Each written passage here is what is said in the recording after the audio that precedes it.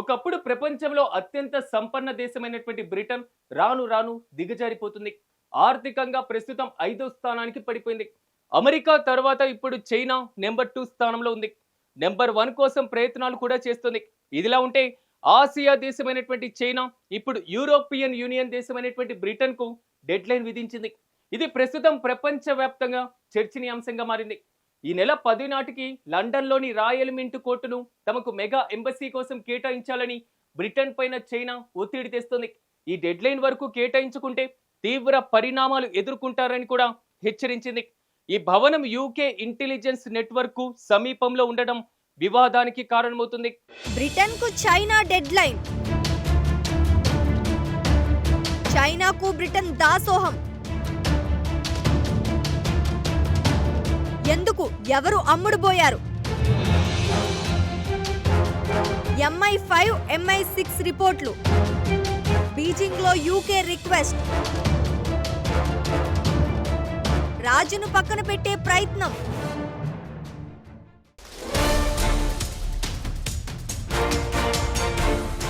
Britain intelligence సంస్థలు MI5 MI6 ఈ భవనాన్ని చైనాకు కేటాయించడానికి అనుమతి ఇవ్వొచ్చని సిఫార్సు చేశాయి. MI5 అంతర్గత భద్రతను, MI6 విదేశీయ గూఢాచార్యులను పర్యవేక్షిస్తాయి.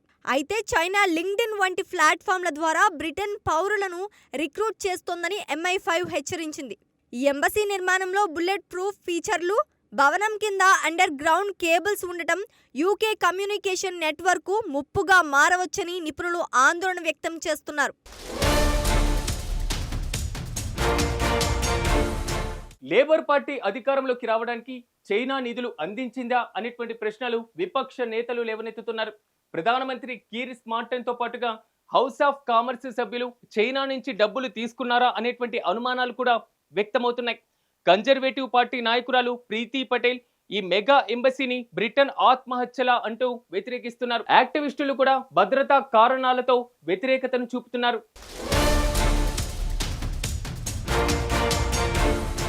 ప్రస్తుత ప్రధాని కీర్ స్టార్మర్ తో పాటు బ్రిటన్ హౌస్ ఆఫ్ కామన్ సభ్యులు చైనా నుండి డబ్బులు తీసుకున్నారా?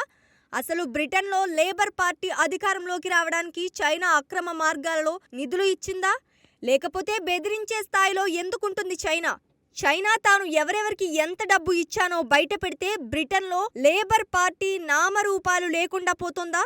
చాలా ప్రశ్నలు ఉన్నాయి, కానీ సమాధానం చెప్పేవారు లేరు. మరొక అనుమానం ఏంటంటే ప్రస్తుతం ప్రతిపక్షంలో ఉన్న కన్సర్వేటివ్ పార్టీ సభ్యులు కూడా చైనా పే రోల్స్ ఉండి ఉండొచ్చు. బ్రిటన్ తన బీజింగ్ ఎంబసీ విస్తరణకు అనుమతి కోరగా చైనా డీటెయిల్డ్ బ్లూ ప్రింట్ అడుగుతోంది.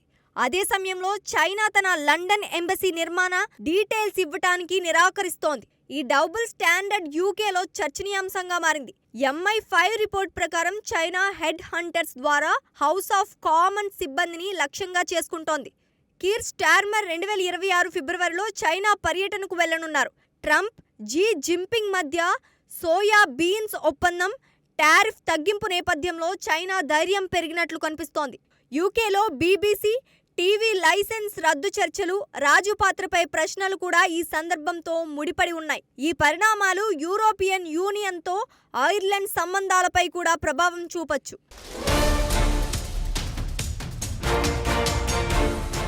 కానీ బ్రిటన్ కన్జర్వేటివ్ పార్టీకి చెందినటువంటి షాడో విదేశాంగ శాఖ మంత్రి దమే ప్రీతి పటేల్ మాత్రం చైనా మెగా ఎంబసీ కోసం రాయల్ మింట్ కోర్టుని అప్పగించడం అనేది బ్రిటన్ ఆత్మహత్య చేసుకోవడం లాంటిదే అంటూ వ్యతిరేకిస్తున్నారు. బ్రిటన్ రాజకీయ పార్టీలను పక్కన పెడితే బ్రిటన్లో యాక్టివిస్టులు ఎక్కువగా ఆందోళన చేస్తున్నారు.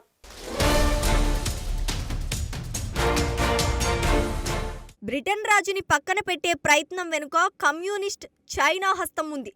చైనా చెప్పినట్లుగా చేస్తేనే కీర్ స్టార్మర్ చైనా వెళ్లి ఒప్పందాలు చేసుకోగలుగుతాడు. లేకపోతే తనకి ముందు పనిచేసిన ప్రధానమంత్రులలాగానే రాజీనామా చేయాల్సి ఉంది. అందుచేత తొమ్డోగ్ని నిర్బంధించడం అనేది నేరుగా మోదీకి వార్నింగ్. అరుణాచల్ ప్రదేశ్ విషయంలో 2026 ఫిబ్రవరిలో అరుణాచల్ ప్రదేశ్ మీద దాడికి ప్రయత్నించవచ్చు. అందుకే అరుణాచల్ ప్రదేశ్కి కేవలం 100 కిలోమీటర్ల దూరంలో తన సైన్యాన్ని మోహరించి ఉంచింది. తొమ్డోక్ అనడం వెనుక ఉన్న సందేహం ఇదే.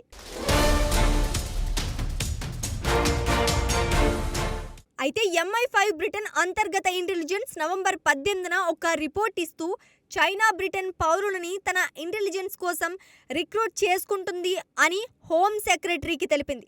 MI5 హెడ్ హంటర్స్ అనే పదం వాడింది. ఇంటెలిజెన్స్ భాషలో హెడ్ హంటర్స్ అంటే ఏదైనా దేశానికి చెందిన ఇంటెలిజెన్స్ సంస్థ వేరే దేశంలో పౌరులని రిక్రూట్ చేయడానికి నియమించిన వాళ్ళని హెడ్ హంటర్స్ అంటారు. లింక్డ్ఇన్ వేదికగా చైనా హెడ్ హంటర్స్ ను రిక్రూట్ చేసుకుంటుందని MI5 నివేదిక ఇచ్చింది. లింక్డ్ఇన్ లో ప్రొఫెషనల్స్ ను రిక్రూట్ చేసుకుంటున్నట్లుగా చైనా ప్రకటనలు ఇస్తూ 2 బ్రిటన్ పౌరులని రిక్రూట్ చేసుకుంది. అఫ్ కోర్స్ MI5కి సాక్ష్యాలు దొరక్కపోవడంతో కేసు విజయవంతం కాలేదు. ముఖ్యంగా హౌస్ ఆఫ్ కామర్స్ సభ్యుల దగ్గర పనిచేసేటువంటి సహాయక సిబ్బందిని చైనా ప్రలోభ పెడుతుందనేటువంటి ఆరోపణలు కూడా వచ్చినా అవి పుకార్లని చైనా కొట్టిపడేసింది. చైనా లండన్లో రాయల్ మింట్ కోర్టును తమ రాయబారి కార్యాలయంగా మార్చుకోవడానికి అనుమతి కోరుతూ మొత్తం రాయబార కార్యాలయాన్ని బుల్లెట్ ప్రూఫ్ గా నిర్మిస్తుందట. అసలు బ్రిటన్ ప్రభుత్వం చైనాని నిర్మాణం గురించి బ్లూ ప్రింట్ అడిగితే ఇవ్వడం కుదరదని చెప్పేసిందట.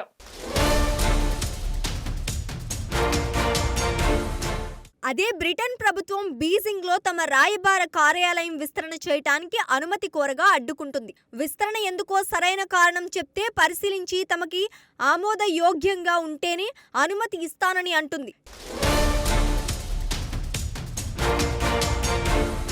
చైనా అనే దేశం బ్రిటన్ అమెరికాల ఊహకి అందనంత ఎత్తుకు ఎదిగిపోయిందని ఎలక్ట్రానిక్ ఇంటెలిజెన్స్ విషయంలో అని అంటున్నారు. రాయల్ మింట్ కోర్ట్ భవనం కింద అండర్ గ్రౌండ్ కమ్యూనికేషన్స్ కేబుల్స్ ఉన్నాయి. చైనా నేరుగా కేబుల్స్ ని కదల్చకుండా బ్రిటన్ కమ్యూనికేషన్ నెట్వర్క్ ని హైజాక్ చేసి వినగలదు, చూడగలదు.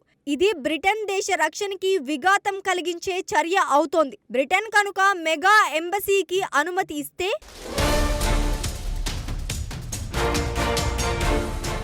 చైనా మీద ఉన్న గూఢాచార్య ఆరోపణలో ప్రధానమైంది హౌస్ ఆఫ్ కామన్స్ లో ఏమేమి జరుగుతున్నాయో తెలుసుకుంటుంది అని.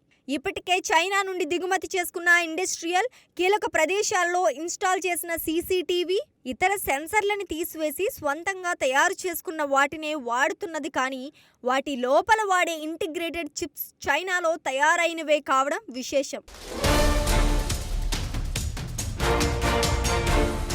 భవిష్యవాణి చెప్పినటువంటి వంగా బాబా 2025-26లలో ప్రపంచంలో తీవ్రమైనటువంటి విపత్తులను ఎదుర్కోవలసి వస్తుందని చెప్పారు. అవి జన నష్టం కలిగించేటువంటి యుద్ధాలు, భూకంపాలు, వరదలు, అగ్నిపర్వతాల విస్ఫోటనం జరగడానికి ఇప్పుడు మనం చూస్తున్నాం కదా. బహుశా 2026లో గ్రేట్ బ్రిటన్ అనేటువంటిది ఉండకపోవచ్చు. ఐర్లాండ్ బ్రిటన్తో తెగదింపులు చేసుకొని యూరోపియన్ యూనియన్లో చేరవచ్చు.